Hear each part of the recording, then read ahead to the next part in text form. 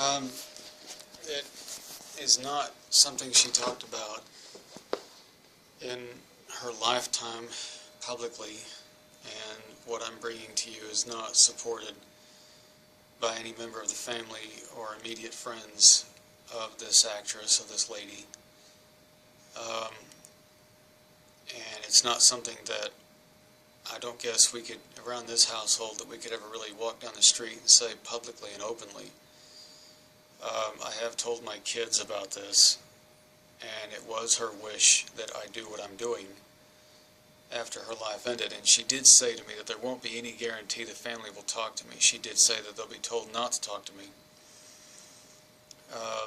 both for personal and professional reasons. It's going to be the CIA. It's going to be her own feelings. It was, as she told me, she felt it wouldn't be fair because she wouldn't be there to interact with me and be with me. I always open the door to them,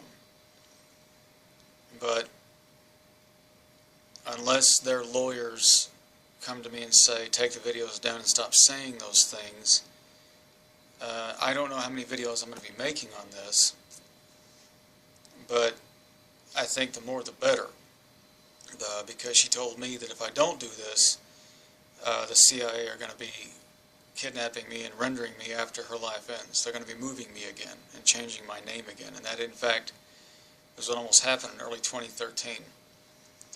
I had people both online here and not naming names who wanted to visit me here in England. They come from America, and they were coming to me. They were coming to me. They wanted my address. They said, "What's your address?" This is March 2013, leading up to her imminent death. And my son and I are out in the field out here local, and we were walking to the river, and we got chased by these two guys, men in black, in battlefield combat black gear, bearing American combat style gear. There is a distinction between American combat gear and British, and I can spot this at a distance. They had binoculars, they had balaclavas on, black gloves, boots. The kind of khaki wear they were wearing is not here in England. I've been here 17 years, I know what I'm talking about. And they don't have that over here. It's only an American fashion for services, military people. And they tried to get me. They were going to get me, and this was leading up to her death. They wanted to move me then. And she said for her dignity to bring this to you, and then the thing is, I'm not supported by anybody. She never spoke about it in her life. So there's going to be about a chance in hell of anyone believing this. About a snowball's chance in hell of anyone believing it. I may make a dozen, I may make 20 videos. I may lose everybody on my subscription list. But what I'm bringing to you is one of the biggest stories out of the 20th century. I can assure you it is all true, very real. It is one of tragedy and triumph. It is a lady that died of multiple sclerosis, 8th of April 2013, but in her life had a victory, and the victory was me. She found me. We connected, and I accepted her, and still do. In spite of having nothing, and I don't have any memorabilia, you know, an object or something from eBay that they're selling, you know, whatever, and this belonged to the late Annette, and you know, I don't have anything of hers. I have nothing of hers. I have memories. I have evidence to bear on this, that she came to me. I have evidence of our connection and contact through various means I'm not going to disclose here. I am being watched by those who are working hard to cover this up. They have tried to distort my image to everybody as being even one of them, CIA or something. They've even attempted to distort the messages somehow. I put videos up, I take them down. Sometimes those videos are, the narrative needs to change in them big time, and maybe I put something across a bad way. I had suggested contact with British intelligence in one video, but I'm not working for any intelligence services they are not, they're not like my buddies or anything like that. I mean, I'm in their country, and all this came up on their radar when I got to England, because the CIA can't stop this obsession with control. They want total control. Project MKUltra covered mind control through LSD, drugs, torture, and sexual abuse, because all they want is total control over people. They developed technologies to tase the mind, tase the skull, and make you forget things.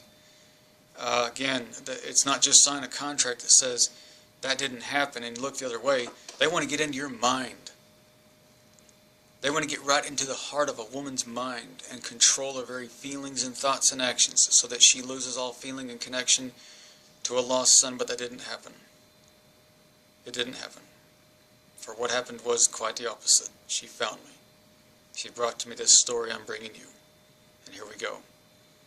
And we go back to the 1970s, and I can remember an encounter where my first memory of her was the mid-1970s, when her and a guy named Michael wanted to meet the lady that I believed was my mother in Texas, at the house of her parents' house, where she'd finally tracked me down and found me.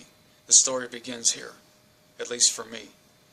And I remember her and this Michael, this tall guy with black hair, came into the house of the family I believed was my grandparents, and she held me in her arms. I was no more than 4 years of age, and Annette was holding me. We only had a brief time then, but it was my first real encounter with a woman who was my biological mother. We would meet again in 1979 in a school, an elementary school in Texas.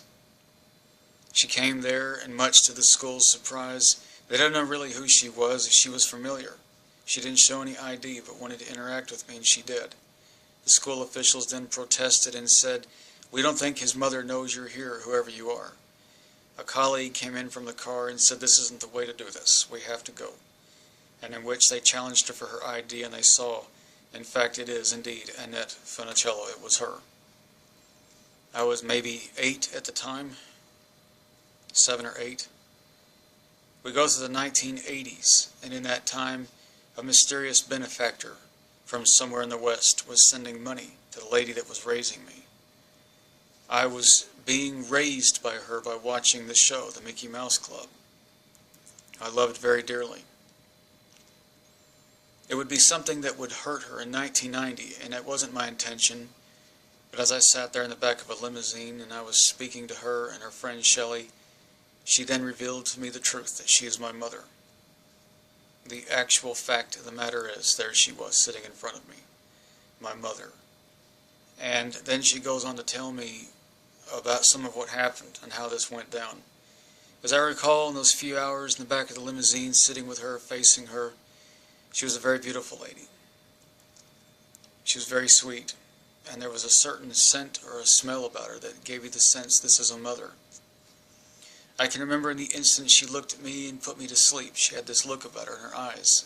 You look it up, it's a biologic connection between mother and child. I can remember having a very positive connection with her in that limousine. Very, very, very positive. And I wanted very much to be with her, and wanted to go with her. At which point, she'd asked me a trick question. She says, "Did you graduate school?" And I was 18, and yes, I did. I graduated. In fact, I hadn't. I dropped out. I lied. And I didn't want to lose her. I didn't know. She really put a lot of emphasis on this. I know it's important, but I'd gone through hell in the school system with a Ms. Walker, who had identified to me in 1985 in a private meeting, because I got her, and she kept giving me a hard time, and I got her in trouble with the school system. And the counselor took me into her office and revealed to me that she worked for some dark group called the Agency. And a 13-year-old boy, she said, "Who's going to believe you?" she said.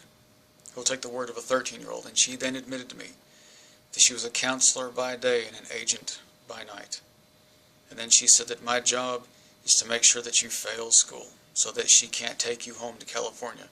And I said, who? And she said, your mother. And I said to her, you're crazy. My mother's sitting back at the house. What mother? I said, what are you talking about?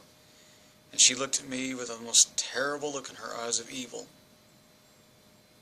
And she made it very clear to me, very, very clear. She said, I hate you. She said, we don't like you. None of us like you in the agency. This isn't a joke, she said. None of us like you. You're a trouble to us, and we will never like you. Never. You are nothing but a target to us. You have no rights. You're nothing. And the woman scared me. And she said, the woman in California is your mother. And she said, you listen to me. She said, you listen good. And I looked at her and I was scared and I said, okay. She said, this is the truth. And then I said, do I have any sisters and brothers? And she said, you do. I said, well, are they having the same kind of life I'm having? Because it was hard. And she said, no. No. They're getting love like you can't even imagine. Like you will, she said, like you can't imagine. They're getting the life you can never possibly imagine.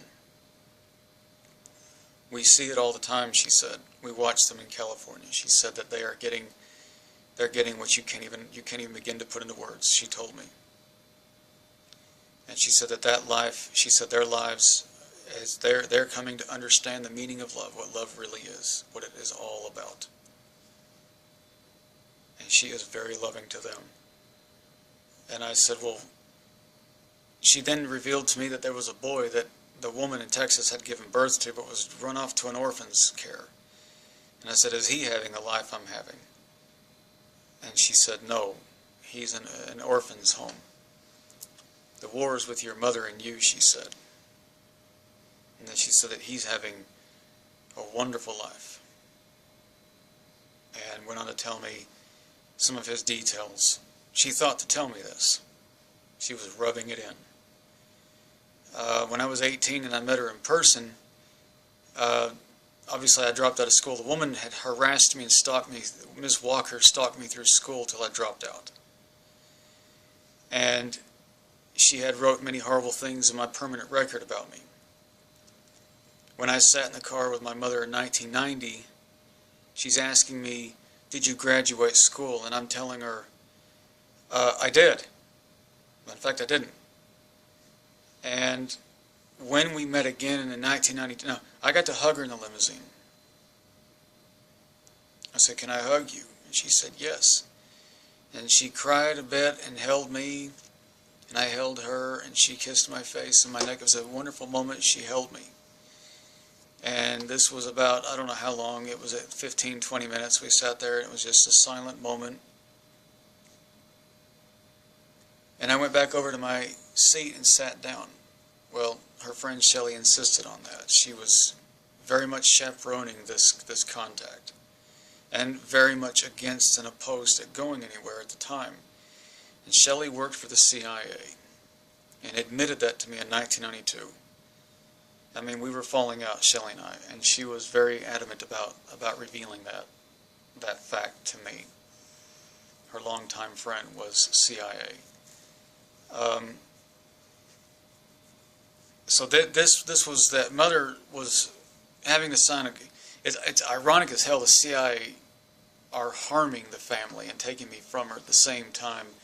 She winds up with people in Hollywood who happen to be friends in the CIA. That was strange. That's a weird one. But you keep hearing stories from a lot of people about good, bad CIA. You know. That's not for me to say. I mean, I can only report what's happened. I mean, I really try to abstain from putting opinion out about the agency because that can be rather have a negative comeback, and I don't want to be doing that. I just have to report what I saw and what I know. At this point, in 1992, Mother managed to get a hold of my school records with my permission. She's then reading these records over the phone to me in California, and she was extremely appalled by what she saw. Deeply, deeply, deeply appalled. I mean, obviously, she was going to cut the contact with me there and then. To which I ended up, I said, before you do this, is the name, and I gave the name without putting the first name in this video, but so-and-so Walker. Joel, I'll just say Joel Walker, is she in these records? And she said, she's the one writing all this stuff about you. I said, Mom, she's CIA. She admitted it to me in 1985, and I told her the story. She gave me the benefit of the doubt, and she said, you certainly don't sound like that kind of a person that she's portraying you in the records. And she said, I was certainly ready to get rid of you here and now, because these records don't paint a very pretty picture of you, and I didn't feel comfortable having you here in California if any of this stuff was true about you and your personality. And I said, well, no, it's not. Not get rid of me, but just cut the contact. That doesn't... But she wasn't... She was under pressure, of course, for many reasons. This was... You know, obviously you don't want to grab some nut and bring him to California and set him there in the family and have him run around and do... I mean, this really made me out to look like somebody that by now should be sitting in prison on death row or dead by now or on drugs. And none of that is...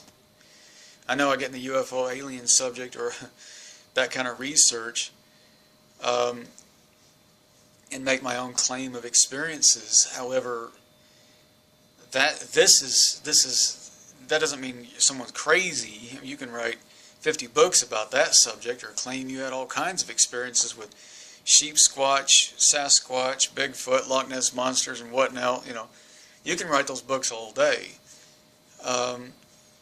That certainly doesn't look like or any way at all reflect a person being nuts, and it certainly has no reflection on the kind of things this lady in the record, what she was putting about me in my school record was painting me up as being a complete and utter psychopath. I mean, someone that was dangerous. You know, categorically dangerous. And running around, you know, with a machete or something. You know, Machete Eddie. Well, the granddad that raised me in Texas, he was a Marine in World War II, and he told me the story about Machete Eddie. That late at night in their tents in the Solomon Islands during World War II fighting the Japanese, he said there was a Marine that went nuts, and he ran around with a machete, and he was cutting everyone's heads off. They called him Machete Eddie. And it became kind of a legend, a myth out there about this Marine that went insane. Well, Joe Walker had painted me up that way in my permanent record as being some kind of a complete psychopath, a nutcase. I mean, it would be like if it was so bad that in one instant I had to get my permanent record out for a job I was doing in Texas. And the police there's a vetting that goes back to your school records, a police check. I got contacted by the police. They looked at my school record and said, "Oh dear God." And they ran me on some checks.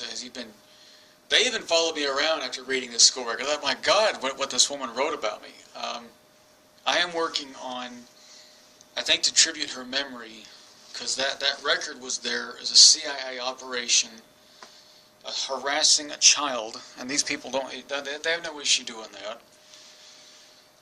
This record is a lie about me. It's complete lies by this very, very, very bad woman, very dangerous woman, that had no issue with harming an innocent child and contributing to the problems that arose in the contact with Annette and me, my mother and me. And the complications that she was adding, the agency was adding to this. So in her memory, I'm announcing in this video, I'm going to be going to the state of Texas, Austin, Texas. I'm going to be writing them in the next few weeks, and I'm going to be requesting with a lawyer, whatever money it takes, to have that permanent record removed and destroyed, because it is complete and utter crap. It's bull crap. It's been written by, and I have the evidence this lady was CIA. By the way, I have the evidence on you. I do. And here's what's so beautiful about this. Here we have a CIA officer sitting in Texas as a school counselor, writing up things about me and putting her name to it. Thank you for putting your name to it. Thank you for doing that, okay? And her own identification and details. Thank you for doing that. Thank you. Because now we have a paper trail, kids, of the CIA sitting in my background and dealing with me. So if you think this story isn't true, have a look at that. There's my evidence. Bingo. That's just one of the pieces I've got. Now, that shows a paper trail. That shows the agency was dealing with me back to age 13. So why is the CIA taking an unusual interest in a 13-year-old in Texas? What's going on here? Why would one of their agents be writing up such horrendously ridiculous things about a guy who has a lot of certifications in fire and rescue, who's saved lives, and I've gone off to write books, and I live in England, and I've got 4 kids. None of what she said is true. I'm 42 years old. None of what she said is true. So I put it to you. Was she just completely wrong about that kid? What's going on here? How could she have been so wrong about him? What's going on with this? And she spent a lot of time putting this stuff together. Well, before that record is destroyed, I'm going to get the copies too. Copies are important. By the way, no one else can have access to that record. Now, the CIA seeing these videos will probably be incumbent upon them to go down there and get these records and try to destroy them before I get to them. And that would be in your best interest. Why am I saying this? Either way, it benefits me. I'll do it anyways. I'm coming for those records.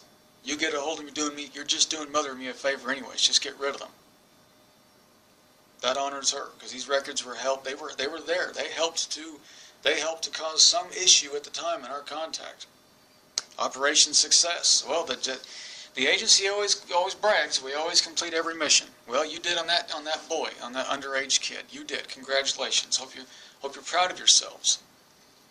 An underage child who is guilty of nothing, and you went after him. Well, good for you. Hope you're proud of yourselves. Good job. Okay, you succeeded in your big bad mission. I must have been one hell of a kid.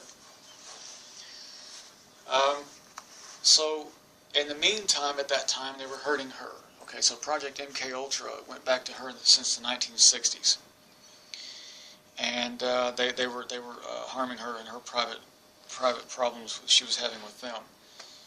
But like I said, we had a very, very nice experience in the limousine. It was very, very loving. It was very sweet.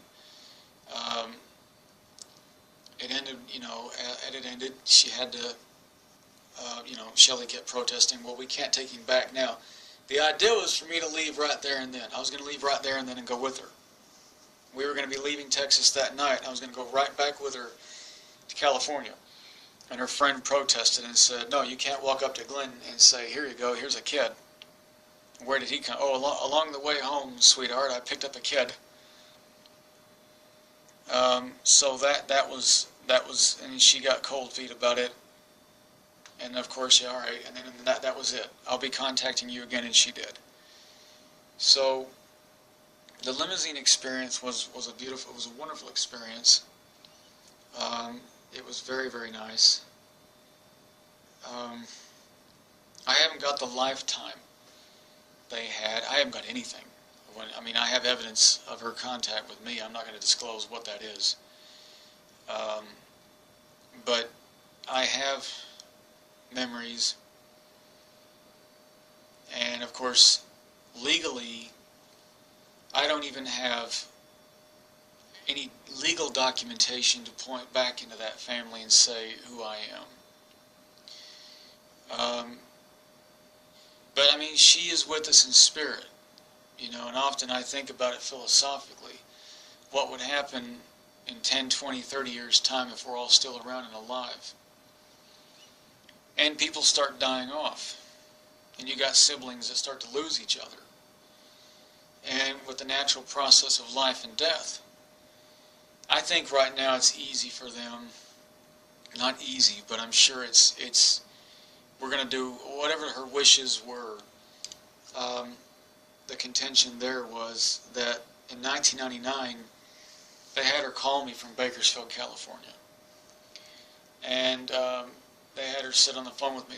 She called me here in England. She could barely talk. She couldn't talk that well.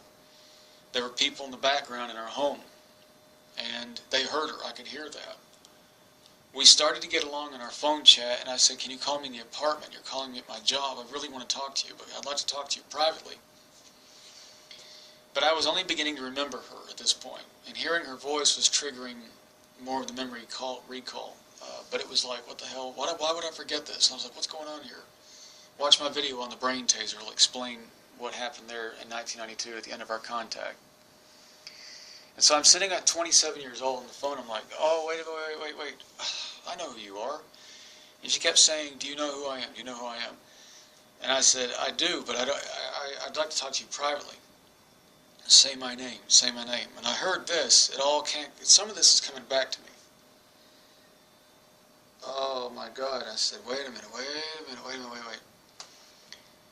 If I go along with this, who gets hurt here? Are you going to get hurt, or are they going to hurt me? Then she said, Al, someone's hurting me. So that they were there in her house. The phone, she ends up saying, if you won't deal with me, then I'm not going to have the kids deal with you. And I said, but I do want to deal with you. And I got upset and said, look, if you're going to be like that about it, I said, look, this is very, very serious. I said, tell them whatever you want then. I said, I want to be there. I want to talk to you. I want you to call me. And she ends up taking that the wrong way. And she says, you don't want to deal with me. I'm going to go. She hangs up. But that wouldn't be our last contact. Our last contact was in 2011, as I said in one of my videos. Our final contact was 2011, and I'm not sharing anything about that or what was said or not. What's going on there. I'm not doing that.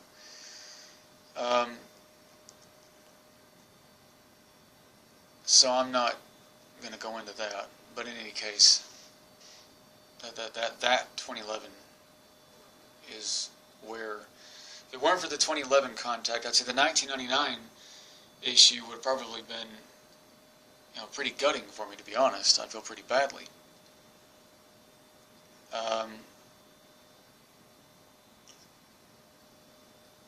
But she ended up dying in 2013. So that's my video.